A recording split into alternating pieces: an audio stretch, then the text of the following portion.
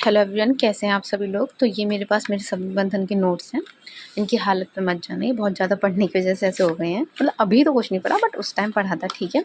तो आप में से किसी एक का डाउट था कि समुद्र मंथन से करें या ब्लैक बुक से। अगर हम समुद्र मंथन से कर रहे हैं तो फिर जब मॉक्स वगैरह देते हैं, कुछ करते हैं, तो उसमें बहुत सारे नए वर्ड्स दिखते हैं। तो इसका एक सिंपल सा आंसर ये है कि आप चाहे ब्लैक बुक ले लो, आप चाहे समुद्र मंथन ले लो, ठीक है।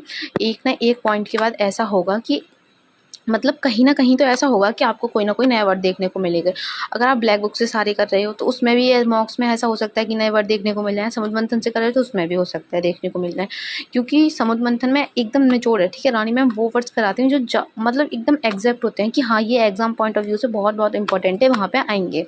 और ब्लैक बुक में क्या होता है कि जितने भी प्रीवियस ईयर हैं, जितने भी आए हुए हैं, चाहे वो एक ही बार क्यों ना आए हों अभी तक के एग्ज़ाम में, सालों में, लेकिन वो भी दिए गए हैं, ठीक है। तो अगर आपकी मर्ज़ी, अगर आप ब्लैक बुक से डायरेक्ट कर सकते हो तो आप कर लो। बट मैं अगर आपको बोलूँ तो आप समुद्र मंथन प्रीफ़र करना, क्योंकि इससे आप कंटिन्यूअस रिवीज़न करेंगे, इससे हो जाएगा। पहली चीज़, जो वर्ड्स आपको नए लगते हैं, जो आपको नहीं समझ आते, वो आप अपनी एक नोटबुक में लिख लीजिए, उनको कंटिन्यूअस रिवाइज़ कीजिए, तो वो उससे रिवाइज़ हो जाएँगे।